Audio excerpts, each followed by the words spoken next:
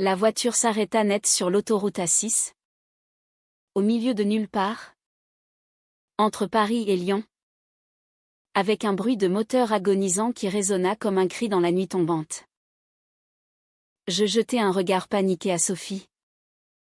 L'amie de longue date de ma mère. Qui serrait le volant. Son visage pâle illuminé par les phares des voitures qui nous dépassaient en klaxonnant. Putain. C'est quoi ce bordel, murmurai-je. Le cœur battant.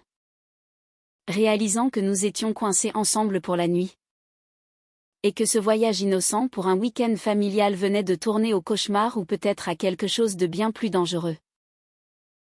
Je m'appelais Élise. 25 ans. Étudiante en littérature à la Sorbonne. Et Sophie était la confidente de ma mère depuis leurs années d'université. Elle avait 40 ans. Divorcée. Avec une carrière brillante en tant qu'avocate à Paris.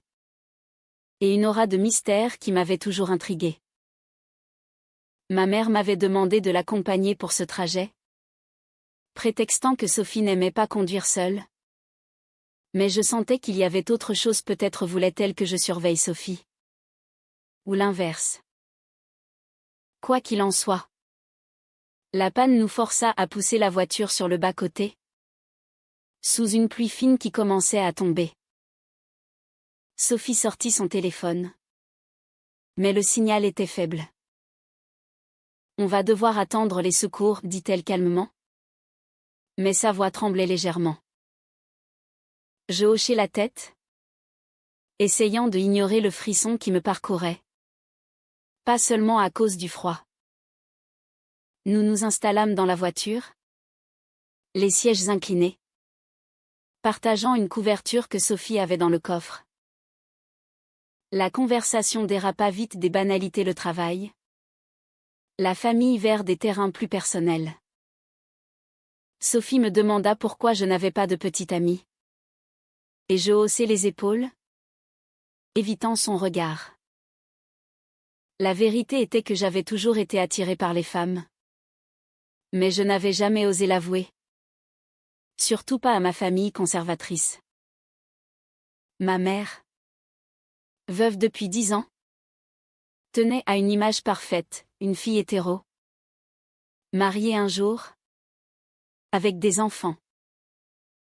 Sophie. Elle semblait lire en moi comme dans un livre ouvert. Tu sais, Élise, la vie est trop courte pour se cacher, murmura-t-elle. Et ses mots planèrent dans l'air confiné de l'habitacle. Au fil des heures, alors que les secours tardaient, Sophie raconta son propre passé.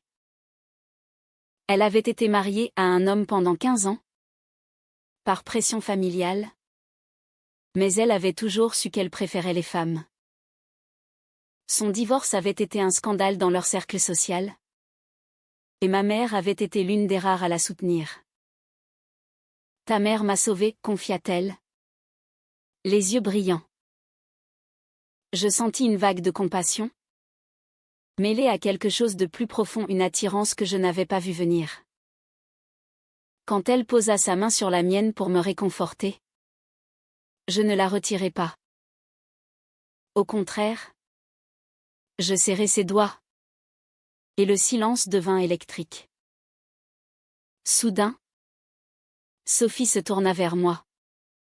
Et avant que je puisse réagir, ses lèvres effleurèrent les miennes.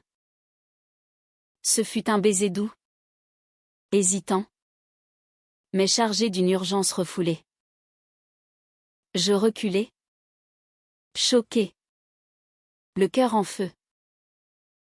Qu'est-ce que tu fais, balbutiai-je. Mais elle ne s'excusa pas. Je sais que tu ressens la même chose, Élise. Ne mens pas à toi-même. Les mots me transpercèrent. Elle avait raison. Et cela me terrifiait. Le reste de la nuit passa dans un tourbillon de confessions. Elle avoua m'avoir observé depuis des années, sentant une connexion. Et je admis mes doutes, mes peurs. Quand les dépanneurs arrivèrent enfin à l'aube, nous étions changés. Le voyage reprit, mais rien n'était plus pareil. Arrivé à Lyon chez ma tante, où ma mère nous attendait, je dus faire face à la réalité. Sophie et moi échangeâmes des regards complices, mais la tension montait. Ma mère remarqua quelque chose d'étrange mes joues rougissantes. Les silences gênés. Le dîner familial fut un supplice, discussion sur le mariage, les enfants, les valeurs traditionnelles. Sophie défendit subtilement les droits LGBT, ce qui fit hausser les sourcils de ma mère. Sophie, tu sais que je t'adore? Mais ces idées modernes, répliqua ma mère. Et je sentis le sol se dérober. Ce soir-là, dans la chambre d'amis que je partageais avec Sophie, elle me murmura, on ne peut pas ignorer ça. Je l'embrassai en retour, scellant un pacte secret, mais sachant que le prix serait élevé. Les jours suivants furent un mélange de joie clandestine et de culpabilité. Nous nous éclipsions pour des promenades, des touches furtives, des conversations profondes sur nos vies. Sophie me parla de ses regrets, avoir sacrifié son authenticité pour plaire à sa famille, perdre des amis à cause des préjugés. Je confiai mes peurs, décevoir ma mère, être rejetée par la société française encore parfois conservatrice, surtout dans les milieux bourgeois comme le nôtre. Mais l'attirance grandissait, irrésistible. Un après-midi, lors d'une visite au Vieux-Lyon, Sophie me prit la main publiquement. Un couple âgé nous lança un regard désapprobateur, et je lâchai sa main. Paniquée. Tu vois? C'est ça. La réalité, dit-elle amèrement. De retour à Paris, la bulle éclata. Ma mère appela. Suspicieuse, qu'est-ce qui s'est passé pendant ce voyage? Sophie semble distante. Je mentis. Mais mal. Sophie, de son côté, affronta ses propres démons, son ex-mari la harcelait pour des questions d'argent.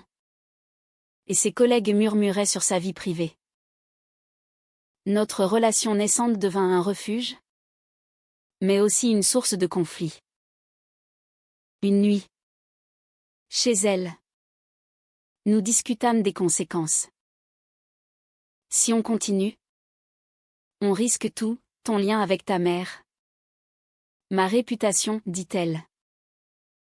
Je hochai la tête, mais refusai d'arrêter. C'était la première fois que je me sentais vivante.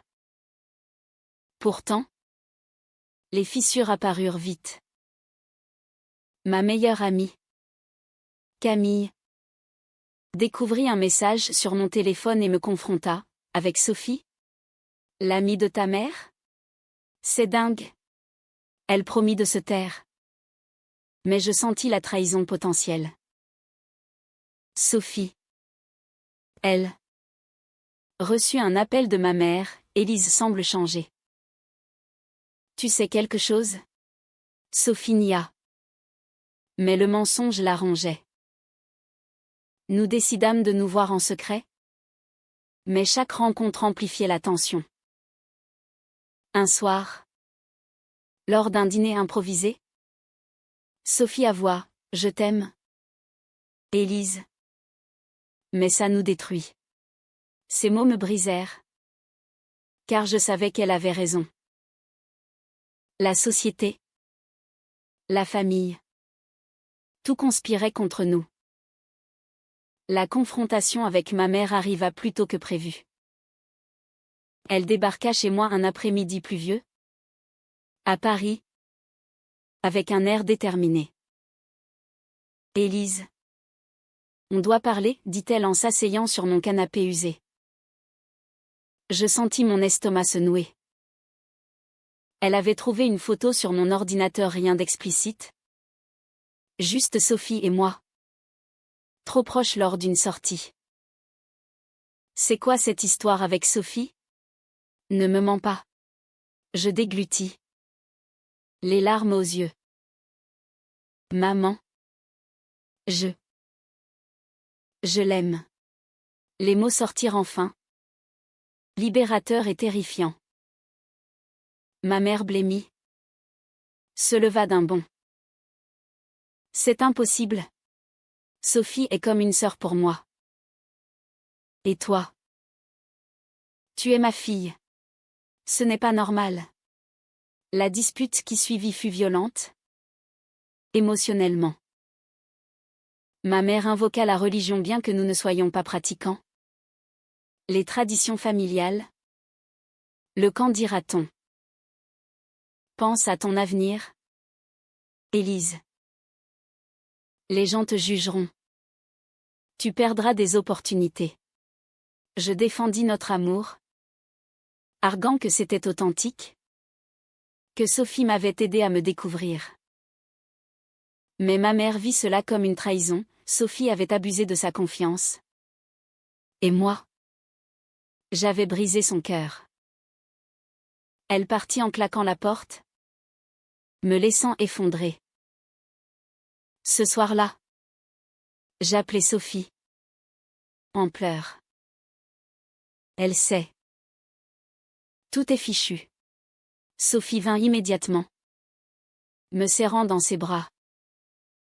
On affrontera ça ensemble, murmura-t-elle. Mais son ton manquait de conviction. Les jours suivants furent un tourbillon de conflits internes. Je remis en question mes choix. Étais-je prête à sacrifier ma relation avec ma mère pour Sophie? Et elle? Était-elle prête à affronter le scandale? Sophie perdit un client important quand des rumeurs circulèrent au barreau. Paris est une petite ville pour les avocats. C'est à cause de nous, dit-elle un soir. Amère. Je sentis la culpabilité me ronger. Pourtant, notre lien se renforçait dans l'adversité. Nous passâmes des nuits à discuter de morale. Était-il égoïste de poursuivre cet amour au prix de la douleur des autres? Sophie regrettait d'avoir initié le baiser. Mais pas les sentiments. C'est la première fois que je me sens entière, confia-t-elle. Ma famille élargie s'impliqua bientôt. Ma tante de Lyon appela. Outrée, ta mère est dévastée. Comment as-tu pu faire ça à Sophie? Elle voyait Sophie comme la victime. Moi comme la séductrice naïve. Les préjugés sociaux affluaient, en France. Malgré les lois progressistes, les cercles conservateurs persistaient. Je perdis des amis qui trouvaient ça bizarre. Camille, loyale, me soutint, mais avoua ses doutes, l'écart d'âge. Élise. Et l'amitié de ta mère. Je défendis notre relation. Mais intérieurement, les doutes grandissaient. Était-ce une erreur? Sophie affronta sa propre famille. Sa sœur, homophobe assumée, coupa les ponts, tu déshonores notre nom. Son ex-mari utilisa l'information pour renégocier la pension. Tu vas payer pour ça, menaça-t-il. Sophie tint bon. Mais le stress la minait. Un jour, elle craqua, peut-être qu'on devrait arrêter. Ces mots me transpercèrent comme un couteau. Je refusai, arguant que céder aux pressions serait une défaite. Nous décidâmes de lutter. Mais à quel prix? Nos rencontres devinrent plus rares, plus tendues, emplies de reproches voilés. Un tournant arriva lors d'une manifestation pour les droits LGBT à Paris. Sophie m'y emmena, espérant me montrer la solidarité. Parmi la foule arc-en-ciel, je me sentis vivante, acceptée. Mais en rentrant, ma mère m'attendait devant mon appartement. Je t'ai vu aux infos, dit-elle. Les yeux rougis. La confrontation fut déchirante, elle admit ses peurs. Son éducation rigide. Mais implora, reviens à la raison. Je tins bon. Mais son départ me laissa brisé. Sophie me consola. Mais je vis dans ses yeux le doute grandir. Les mois passèrent, marqués par des hauts et des bas. Notre amour survivait, mais les blessures s'accumulaient. Sophie perdit son emploi quand un partenaire du cabinet la dénonça subtilement. Homophobie masquée, ragea-t-elle. Je luttais avec mes études, distraite par le drame. Ma mère tenta une réconciliation, mais conditionnelle, laisse Sophie. Je refusai, aggravant le fossé. Un soir, Sophie et moi eûmes notre première vraie dispute, elle m'accusa d'être naïve, moi de vouloir abandonner. On paie tous les deux, criai-je. La nuit se termina en larmes, mais aussi en étreinte, rappelant pourquoi nous persistions. Pourtant, la trahison vint d'où je ne l'attendais pas. Camille, sous pression, confia à un ami commun, qui le répéta à ma mère. Celle-ci confronta Sophie directement. Comment as-tu pu séduire ma fille? Sophie nia la séduction. Défendit notre consentement mutuel.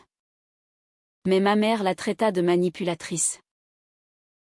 Leur amitié de 30 ans vola en éclats. Sophie rentra chez moi. Anéantie, c'est fini. Je ne peux pas détruire plus. Je suppliai. Mais elle partit, me laissant seule avec mes regrets. Les semaines suivantes furent un enfer de solitude. Sans Sophie, je me sentais vide, hantée par les souvenirs du voyage, du baiser, des confessions. Ma mère tenta de me reconquérir avec des dîners familiaux, des conseils sur des bons partis masculins. C'était une phase. Élise, disait-elle, niant la réalité. Je la confrontai, c'est qui je suis. Maman. Accepte-le ou perds-moi. Elle pleura, avouant ses craintes de me voir souffrir dans une société intolérante.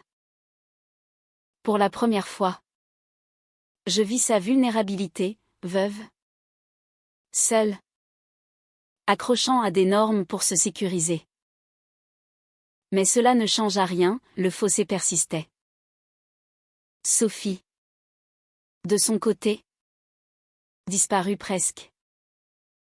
Elle changea de numéro. Évita nos lieux communs. Je la traquai via des amis mutuels, apprenant qu'elle avait déménagé à Marseille pour un nouveau job. La distance amplifia ma douleur. Étais-je responsable? Avais-je poussé trop loin? Les nuits étaient remplies de « et si j'avais nié? Et si nous avions gardé le secret plus longtemps? » La société française, progressiste en surface, révélait ses hypocrisies, tolérance pour les inconnus, jugement pour les proches. Un jour, je reçus une lettre de Sophie. Élise, je t'aime toujours. Mais le prix est trop élevé. Ta mère était ma famille. Pardonne-moi. Les mots me brisèrent. Je décidai de la confronter, prenant un train pour Marseille. La ville, avec ses calanques et son agitation, contrastait avec mon chaos intérieur.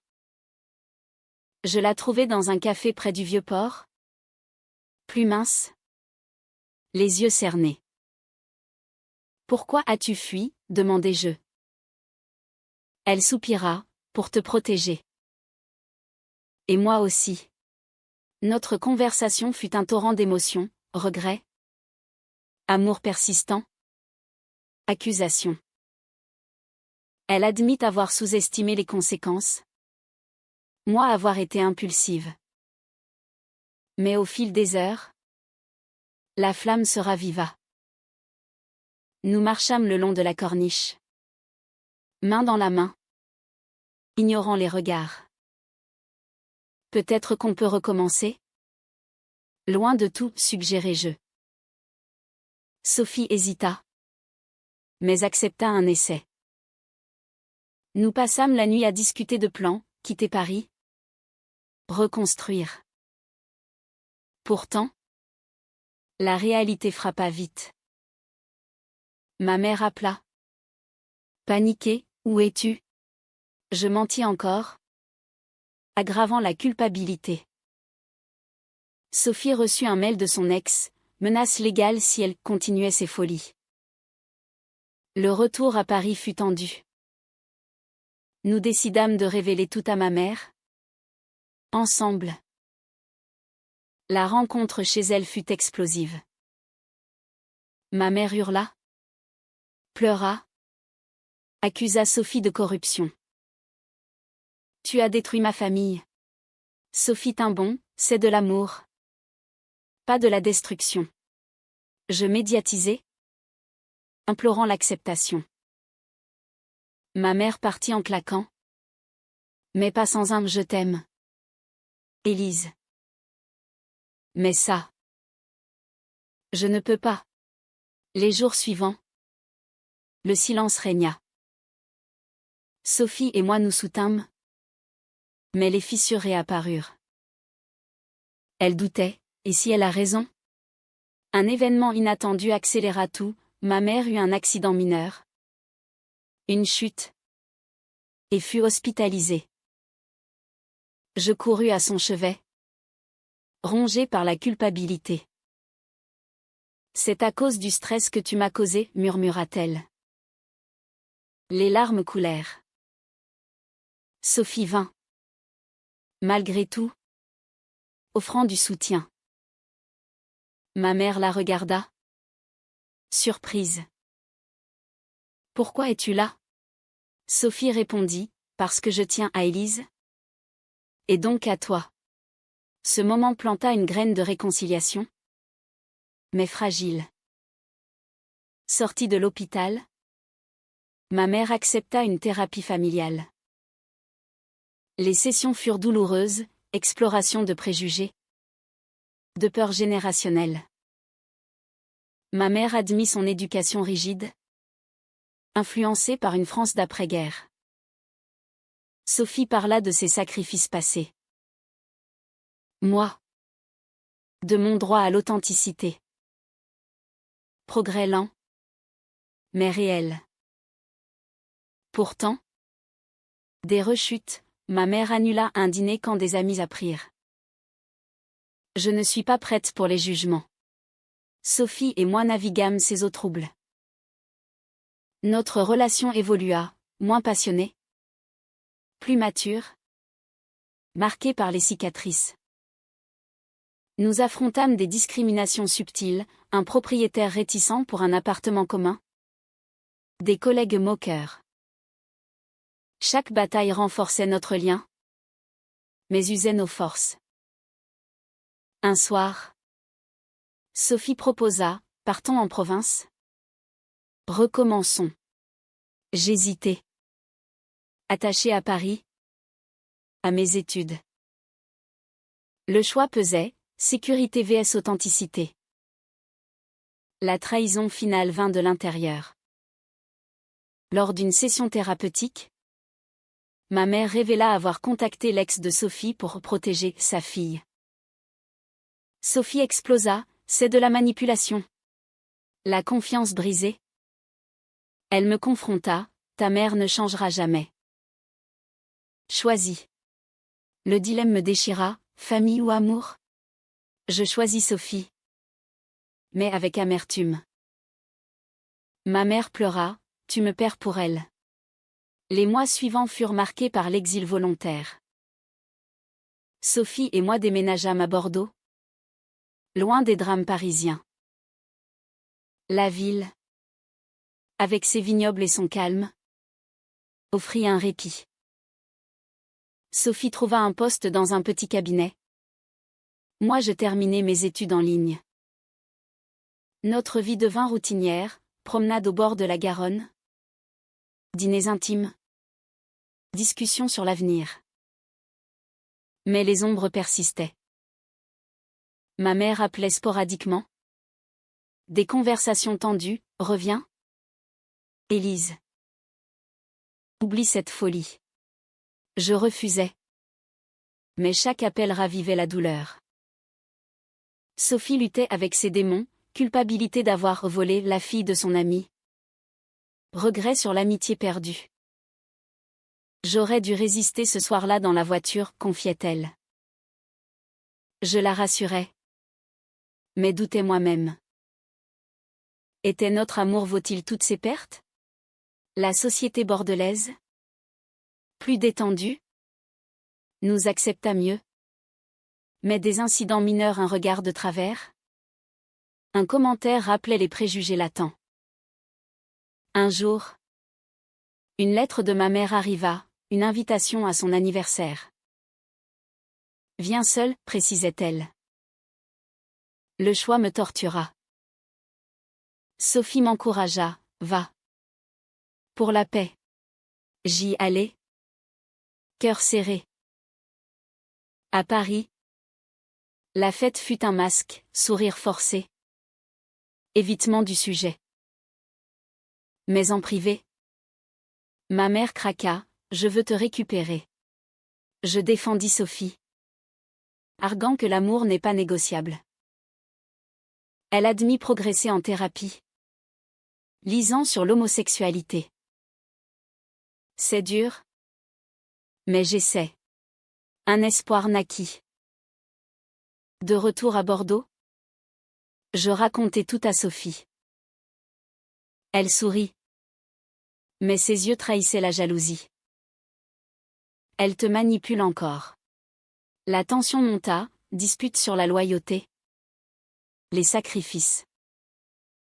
Sophie avoua contacter son ex pour clore les affaires.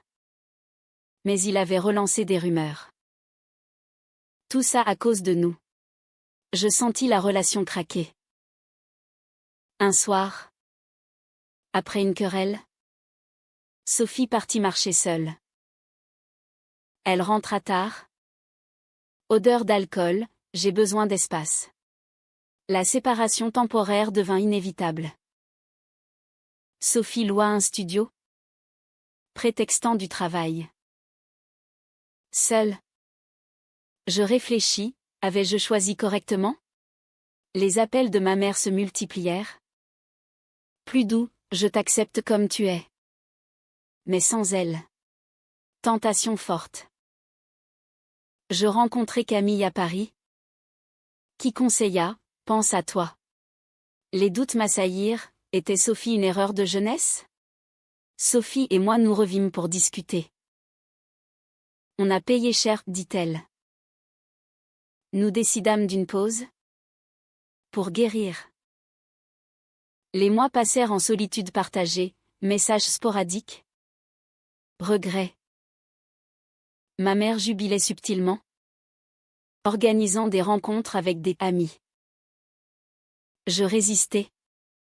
Mais la fatigue grandissait. Un réveil vint lors d'une conférence sur les droits LGBT à Bordeaux. J'y allais seule.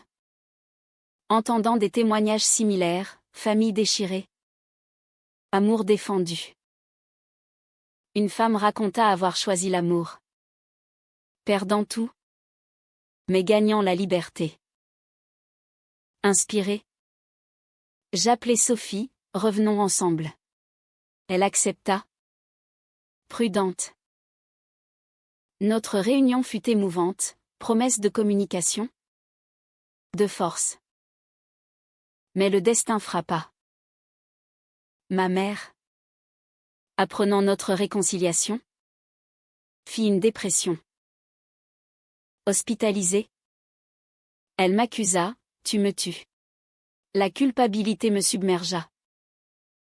Sophie me soutint, c'est du chantage émotionnel. Je confrontai ma mère, accepte-nous ou perds-moi définitivement. Elle céda partiellement, je vais essayer. La guérison familiale commença lentement. Dîner tendu? Où ma mère évitait Sophie. Progrès, elle posa des questions sur notre relation? Sans jugement. Sophie. Magnanime. Pardonna. Pourtant, les cicatrices restaient, confiance érodée. Peur persistante. Avec le temps, l'équilibre s'installa. À Bordeaux, Sophie et moi bâtîmes une vie stable, un appartement partagé, des amis progressistes, des projets communs. Ma mère visita. Maladroite mais sincère. Je vois que tu es heureuse, admit-elle un jour. L'acceptation vint. Non sans effort. Sophie reprit contact avec sa sœur, reconstruisant des ponts. Pourtant, les leçons étaient amères. Nous avions payé cher, amitié perdue, carrières impactées, âmes blessées. Les choix moraux hantaient, avions-nous été égoïstes? La société avait forcé des confrontations inutiles. Dans les moments calmes, nous réfléchissions, valait-il mieux se cacher ou lutter? Un soir, lors d'une promenade, Sophie me serra la main, malgré tout. Je ne regrette rien. Je souris. Mais intérieurement, je questionnais. La vie continua. Avec ses hauts et bas. Mais enrichie par l'authenticité.